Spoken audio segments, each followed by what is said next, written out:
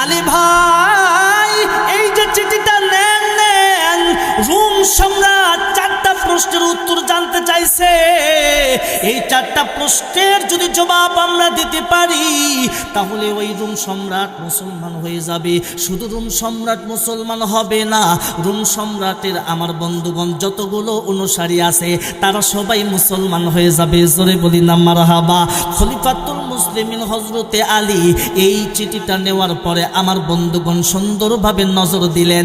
নজর দেওয়ার পরে মুস্কি মুস্কি হাসে আর ডাক দিয়ে বলে, ও খলিফাতুল মুসলিমিন হযরতে ওমর, আপনি চিন্তা করবেন না, চিন্তা করবেন না, আমি এই 4টা প্রশ্নের জবাব আমি এই মুহূর্তে লিখে রোম সম্রাটের কাছে পাঠায়া দিব। জোরে বলি না মারহাবা, আরো জোরে বলি না মারহাবা। এটা কোন আলী, কোন আলী? আমার বন্ধুগণ, ইনি তো সেই খলিফাতুল মুসলিমিন হযরতে আলী, যে আলী জমিনের সঙ্গে কথা বলেছে, যে আলী আমার বন্ধুগণ আকাশের চাঁদের সঙ্গে কথা বলেছে, সূর্যের সঙ্গে কথা বলেছেন। ফাতিমাতুজ জোহরা রাদিয়াল্লাহু তাআলা আনহা উনি একদিন বয়ান করেন, আমি ঘরের ভিতরে ছিলাম গভীর রজনীতে, আমার বন্ধুগণ আমার প্রাণের স্বামী হযরতে আলী যখন আমার দরজার সামনে আসছে, আমি যখন উকি দিয়ে দেখতেছিলাম, হঠাৎ করে আমি তো ভয় পেয়ে গেছি, ভয় পেয়ে গেছি। আল্লাহু আকবার।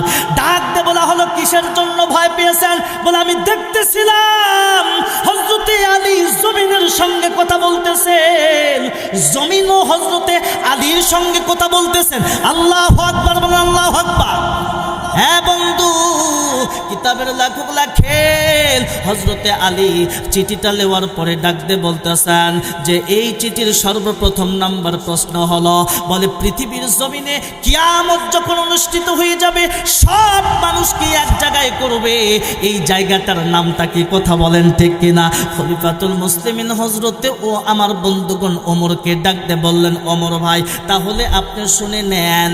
বলে ফুলসিরাতের ঘাটি, ফুলসিরাতের ব্রিজের নিকটেই এই জায়গাটা অবস্থিত, একেবারে সন্নিকটে কাছাকাছি। এই জায়গায় পৃথিবীর সকল মানুষ ওই জায়গায় এক জায়গায় করে আমার আল্লাহ তাআলা বিচার শুরু করে দিবে। জোরে বলি না মারহাবা।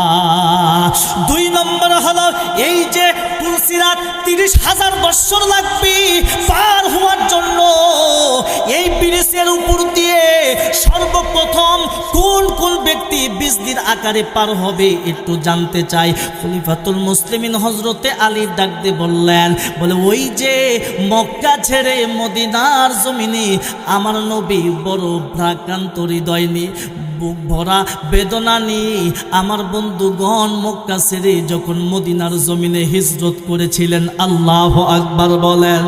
মক্কা ছেড়ে দয়ার নবীজি মদিনাতে যায়। আল্লাহু আকবার বলে আল্লাহু আকবার।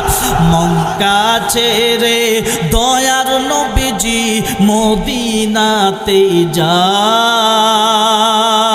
জন্মভূমির দিকে নবীজি, জন্মভূমির দিকে নবীজি বারে বারে চায় নবীজি। আল্লাহ আল্লাহ আল্লাহু লা ইলাহা ইল্লাল্লাহ। আল্লাহু আকবার বলেন।